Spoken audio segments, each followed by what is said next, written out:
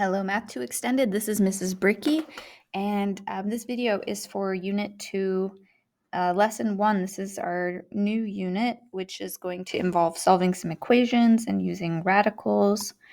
Our goals for this unit are to be able to solve equations like these ones, and to be able to find inverse functions. And we also are going to learn about the complex number system and learn how to perform operations within that complex number system. So that's our goals for this unit. Today we are going to be focusing on simplifying radicals. So we'll kind of do it in three different parts. We're going to first talk about simplifying numeric roots. We're going to then talk about simplifying roots with variables. And then finally, we're going to work on simplifying roots of negative numbers. Okay, starting with numeric roots. The square root symbol, or also called the radical symbol, is an operator that undoes squaring. So squaring and square roots are inverse operations. When you see a square root symbol, something to be aware of is that this bar right here is called the vinculum, and it is a grouping symbol. So the root is actually just this beginning like check mark. So sometimes on calculators, you'll see parentheses instead of a bar on top. And that means the same thing, but I just wanted to make sure you know that that bar on top is a grouping symbol. All right, so the reason that the square root of 25 is 5 is because 25 is the same as 5 squared. And that square root symbol, that square root operator, and that power of 2, they undo each other. So the square root of 25, which is the same as the square root of 5 squared, is equal to 5. We had a bell working class where they found some side lengths of each square. We can find side lengths of a square if we know the area by using the square root. So if we want to know the side length of this square, we can perform the square root of 25 and we find out that that side length is 5. The area of this square is 81, so to figure out its side length, we could perform the square root of 81, which gives us 9. To find the side length of this square that has an area of 2, we would perform the square root of 2. But in your calculator, if you type in the square root of 2, your calculator is going to spit root 2 right back at you.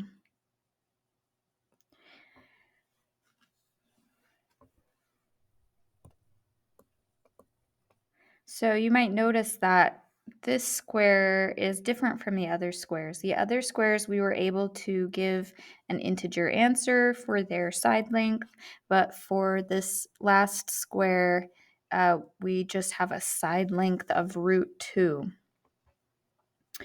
You may have thought about, well, what decimal is that? And on your calculator, if you push there's a button over here. It's not on my picture, but if you push the little button that has the 2 triangles, that's a conversion button, and that would tell you that this is about 1.4142.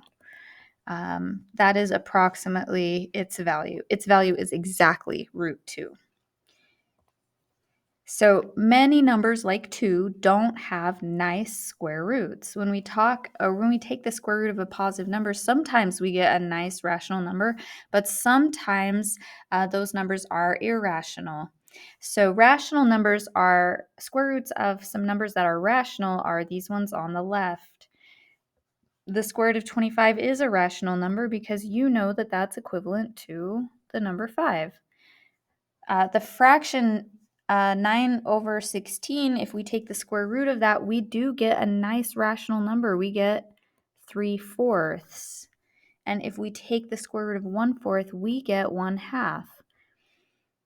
you might be able to see what the square root of a fraction is equal to. You can just think about it as the square root of 9 divided by the square root of 16, which is where the 3 and the 4 came from. And you can think of the square root of 1/4 as the square root of 1 over the square root of 4, which is helps you maybe see where the 1/2 comes from. If we wanted to take the square root of 147 divided by 3, though, it's a little bit easier if you take the division first. 147 divided by 3 is 49, and so this is equal to 7 because it's equal to root 49. Most of the time, your calculator is going to handle rational numbers very well, even in fraction, even like this one, 1 over 1024 underneath that radical. That is a rational number. It is, the decimal would be 0.03125. That's the same as the fraction 1 over 32. Anyway, our calculator is mostly proficient at handling rational numbers. Sometimes it will give us a decimal first, but then usually it can convert the decimal into a fraction. Like this one, my calculator first gives me the decimal 0.09, and that is the fraction, if I hit the fraction button, 9 over 100. So these other ones over on the other side, if we try to evaluate them in our calculator, we don't get a nice rational answer. We get, in most cases, some kind of a radical back. They are irrational numbers. Root 21, my calculator just gives me root 21. That's approximately 4.5825. But it is an irrational number. There is no fraction that is equivalent to that. If I type root 20 in my calculator, I get 2 root 5. There is no fraction that is equal to that. The decimal expansion is 4.4721 ... Anyway, our calculator is pretty good at handling irrational numbers. Your calculator prefers to leave them in exact form, like it did on this one, leaving it as a root 21 or leaving it as a 2 root 5. But every once in a while, it's a number that your calculator can't leave in exact form, and it may send you a decimal value if it can't process it. It's not, it has limitations in its programming. If we type this one, root 84 divided by 6, into our calculator, this becomes root 14, an irrational number. If we type the square root of 1 over 6 into our calculator, this is one where our calculator goes into decimals because it can't quite handle it. And if we have 0.081, again, our calculator just goes into decimals. So all of these numbers are irrational numbers. Our calculator prefers to leave it in exact form like this or this or this when it can, but sometimes it has to go into the world of decimals. So rational numbers are any numbers that can be written as a ratio of two integers. If they are written in decimal form, you would see the decimal part either terminate or repeat. Like, for example, 0.32727, that is the same as the fraction. That is the same as the fraction 18 over 55. So if you typed 18 over 55 in your calculator, and you asked your calculator to give you a decimal approximation, you would see that repeating 27 after the 0.3. And if it terminates, if it just has 3 decimal places and then it stops, that's also a rational number. This one is the fraction 13/40ths. So any number that can be written as a ratio of integers, that would be a rational number. Numbers that cannot be written as a ratio of two integers, those are irrational. Sometimes it can be difficult to tell from a calculator screen whether a number is rational or irrational. Um, this one, it might look on your calculator screen like it's irrational, but it actually is the rational number 1/7. And this number, it kind of looks on the calculator like it's got a repeating 9, but it actually doesn't. And so it's actually an irrational number, which is the square root of 10,001. So any problem I give you, you're going to be able to tell from the calculator if it has a repeat or a termination on that decimal or a pattern. But just be aware that I'm specifically choosing ones where you will be able to tell, and it could be the case that you might encounter numbers in your career, in your math career, where you can't actually tell from the calculator screen. Okay, so now we're going to talk about simplifying numeric roots. So you might have noticed a minute ago we had the square root of 20, and the calculator turned it into 2 root 5. We talked about that one for a second. Well, the square root of 50 is 5 root 2. So I wanted to talk about why the square root of 50 is 5 root 2. What your calculator is doing when you ask it to simplify root 50 is it's thinking of 50 as the product of 25 and 2. 50 is exactly equal to 25 times 2. And then your calculator is thinking about those roots separately. The calculator is thinking about the square root of 25 and thinking about the square root of 2. Well, you know and I know that the square root of 25 is 5. But the square root of 2 is an irrational number, so we just leave it as is. So we end up with this answer, 5 multiplied by the square root of 2. And when we're reading that, we usually say 5 root 2. You can say like 5 times the square root of 2, but that's a lot of words, so we kind of shorten it to 5 root 2. A square root can be broken up over multiplication, but not over addition. So if I wanted to think about the square root of 200, it is okay to think about it as a square root of 100 multiplied by a square root of 2.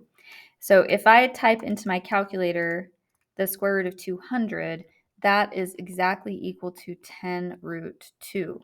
If I think about the square root of 100 multiplied by the square root of 2, I also get 10 root 2.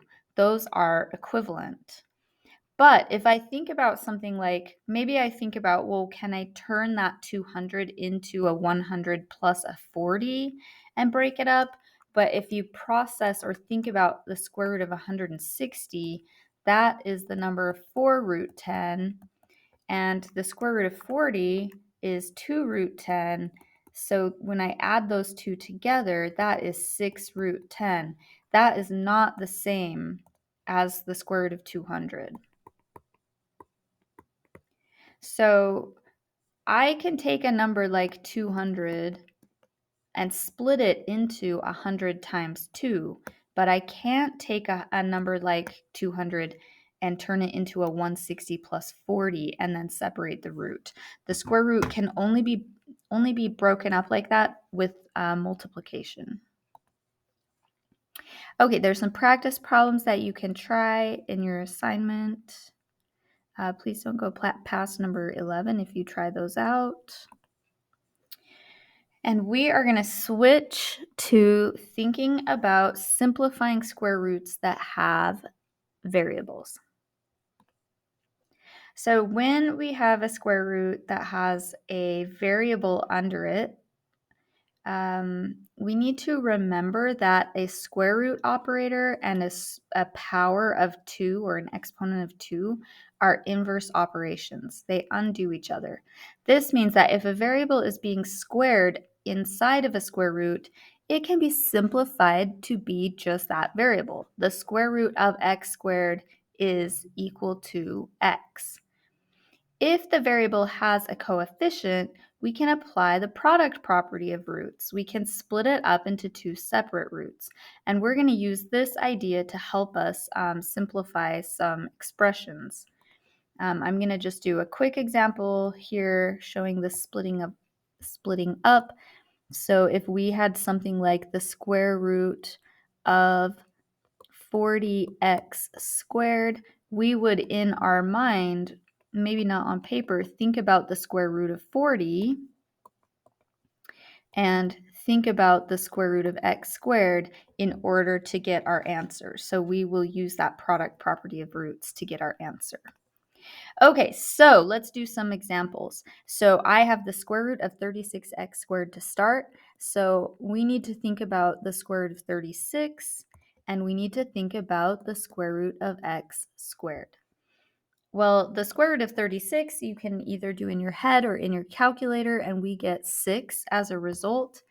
And we talked about that the square root undoes the power of 2, so this is just an x. So our answer is 6 times x, which we usually just write 6x. All right, let's think about this next one. We have the square root of 20x to the fourth. So we could think of that as the square root of 20. And we could think about this as the square root of x to the fourth, and we're multiplying those two things together. Well, in your calculator, the square root of 20 is the same as 2 root 5. And the square root of x to the fourth, well, x to the fourth is the same as an x squared multiplied by another x squared, right? So we could separate that into the square root of x squared times by the square root of x squared. So what we have is, we have a 2 root 5. So our answer has a couple of parts, and we have to figure out the right way to write that answer. We have a 2 root 5. We have an x, because the square root of this x squared is x. And then we have another x.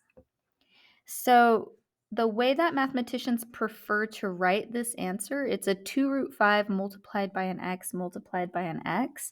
And the way that mathematicians prefer to write this answer is that it's a 2x squared times by a root 5, or usually we don't even put the multiplication symbol, so 2x squared root 5. We prefer to put the x's in front of the root with the 2. I mean, these things are all being multiplied together, 2 times root 5 times x, and you know that the order of multiplication doesn't matter, so we can rearrange it. And we just prefer to list the root last when we're doing that. So 2x squared root 5 would be our answer.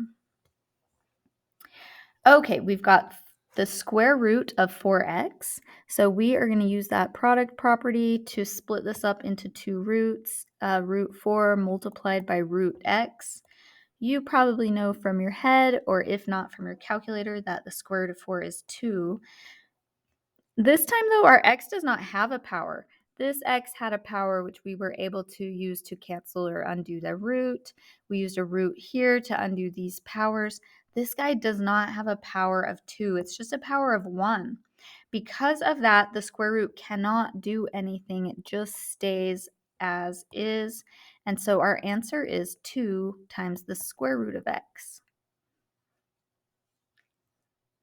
So just an x power 1 has to stay underneath that square root. Okay, last example, we're going to think about the numeric part of that root, and then we're going to think about the variable part of that root. Well, if you type square root 13 in your calculator, you'll just get a root 13 back. It's an irrational number that's already in simplest form. We can think about that x to the third as an x squared multiplied by an x.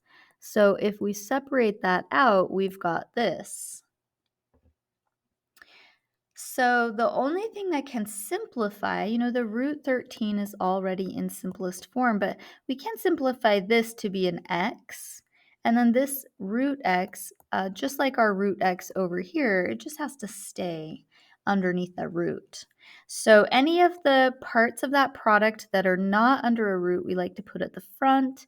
And then any of them that are under a root can be combined into a single root. So we have x multiplied by the square root of 13x. Okay, let's think about these expressions and which of them can be simplified. So the first one, we have a binomial that has a power of 2 and we have a square root. We talked about that square roots are the inverse operations of powers, so they can cancel each other out, and we end up with an x plus 4, and that is the simplified expression. Square roots, remember, we cannot split them up over an addition symbol, so this one cannot be simplified. It just has to stay the way it is. And that's because this is not the same as the square root of x squared plus the square root of 4. We cannot split that root up over addition. We can split a root up over multiplication, though. So we can think of this one as a root 4 and a root x squared.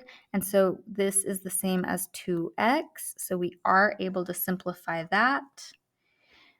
This expression cannot be simplified. A root x plus 4 has to stay a root x plus 4.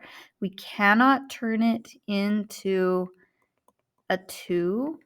We cannot change it. It is that. Okay, on our last example over here, that power of 2 that's grouped, the group is raised to a power of 2, that can cancel out with that root. So this is equal to exactly 4x. So I want you to look at the difference between this one and why one of them ends up with a coefficient of 2 and the other one ends up with a coefficient of 4. Okay. We have now finished working with our variables and we are ready to think about simplifying square roots of negative numbers. Now, this will be new for you. In the past, if you typed in the square root of a negative number, you would get in your calculator a domain error. So today we get to figure out how to simplify that. So the reason that you get a domain error is because your calculator operates in the real number system. Those are the numbers that you have been learning about and working with your whole life. In kindergarten, you start with whole numbers like 1, 2, 3, 4, 5, 6, 7, 8, 9, 10. And then after that, you actually learn some rational numbers like fractions in elementary school. And then you hit 6th grade or so and you learned about integers, which are negative numbers. And then when you started learning about square roots, you learned about irrational numbers and also pi, like in 6th and 7th grade. So your whole academic career, you have been operating in the real number system. These are the numbers that you know. Well, in the real number system, numbers like the square root of negative 49 don't exist. But we can enlarge our number system and talk about a larger number system that does contain numbers like the square root of negative 49. And that number system is called the imaginary number system. It is a number. It does exist. It's just a number that is not a part of the real number system. Now, mathematicians maybe picked a bad name for these numbers because when you hear the word imaginary, you sometimes think that that means the same as fake or pretend. But these are not fake or pretend numbers. Imaginary numbers is just their name, just like your name might be George or Fred or Carrie. Imaginary numbers are numbers that exist, they just exist outside of the real number system. And in fact, the square root of negative 49 is written or is equivalent to the imaginary number 7i. This is always really kind of tricky to wrap your brain around at first. So if you are like, what is Miss Bricky talking about? It is going to be okay. You are going to be an expert at imaginary numbers soon. So the reason that we started using these imaginary numbers is that in order to solve some quadratic equations, mathematicians needed a larger set of numbers. And since the time that imaginary numbers got discovered, they have been used a lot in many, many applications, including electrical engineering. They really are, numbers that we need to be able to use to solve some types of equations. Okay, so the very, very most basic imaginary number is the number I. You could think of this as the number 1i if you want. So I is equal to the square root of -1. So then if we have other numbers, like we have the number, maybe the square root of -b, we can think about that as whatever the square root of b is multiplied by I. And that's really just using our square root multiplication property. We're thinking of it as a b multiplied by a -1, and then we're breaking that number or that root up. And then this is equivalent to I. So we get the square root of b multiplied by I. So imaginary numbers will always have this I in them. Imaginary numbers will be things like 5i or -2i or 7i. So here are some radicals. We want to simplify these radicals. So the first one is the square root of -4. And so you know that the square root of 4 is 2. This is not equal to 2, though, because it's the square root of -4, it's equal to 2i. And that's an imaginary number, 2i. Your calculator can definitely help you, but you can't type in root -4 or you'll just get a domain error. You could type into your calculator if you needed help simplifying it. You could type in your calculator root 4, which your calculator would tell you is 2, and then you have to remember that this is an imaginary number because of that negative. So we have the square root of -20. So we can ask our calculator to help us with root 20, which would be 2 root 5. And then we have to remember, oh, that's a negative under the root, so that's going to be an I.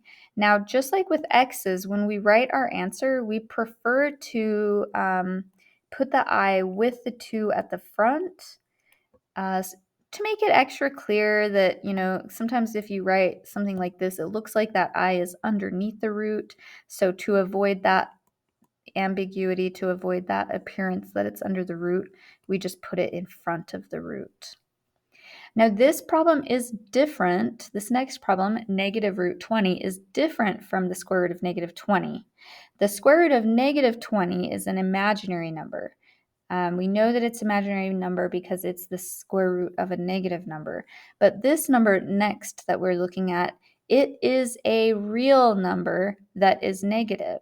So we know root 20 is 2 root 5, so this is just -2 root 5. It's just a negative number, but it is real. It is not an imaginary number. No I in it. Okay, finally, this is a negative number because we've got the negative in front of the root, and we know that it's an imaginary number because of the negative inside the root. If you ask your calculator to help you with root 30, your calculator will just say, hey, that's root 30. Root 30 cannot be simplified, so our answer would be that this is negative I root 30. The 30 stays under the root. The negative under the root becomes the I, and this is a negative number, so we've got that negative in front. Okay, true or false? The square root of -49 is -7. That is false. It should be 7i. It's the imaginary number 7i. True or false? The negative square root of 54 is equal to -3 root 6. That is true. If you have a negative outside of the root, it is simply a negative number. Only an I is necessary when you're simplifying with a negative under the root. Okay, we want to plot these numbers on the number line. This is a real number line. and we want to plot these numbers on the number line. But beware of imaginary numbers. If one of these radicals is an imaginary number, we are going to circle that expression and simplify it instead of plotting it. So negative root 9 is the same as negative 3. That goes right here. Negative root 9 is equivalent to negative 3. The square root of 25, that's equivalent to the number 5. So that's over here. The square root of negative 9 is not a real number. It's the imaginary number 3i, so we can't plot it on our real number line. Our next expression is negative root 36. Well, that's the negative number. It's the number negative 6. So we can plot that right over here.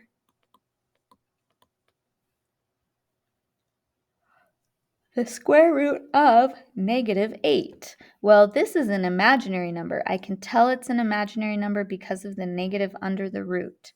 In your calculator, if you needed to, you could simplify that root 8. That's the same as 2 root 2. That means this imaginary number is 2i root 2.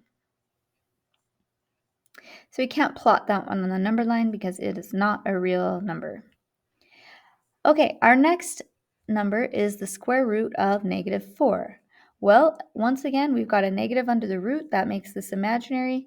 You know that the square root, you know that the square root of 4 is equal to 2.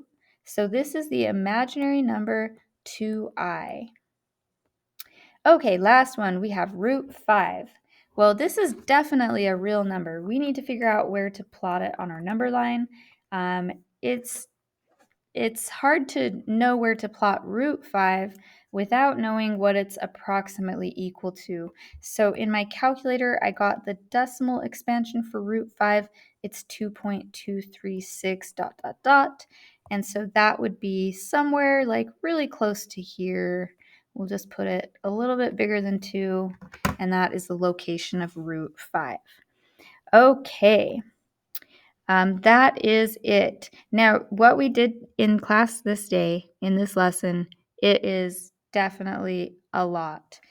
So if you feel a little bit overwhelmed, just know that you are absolutely going to get the hang of these roots, both with the variables and with the imaginary. It's kind of a lot at first, but you're going to be an expert soon. And if you need any help, I'm here to help you, or Miss Hurd is here to help you. So let us know what questions you have, and we will continue working with these types of roots throughout the unit. All right, thank you very much.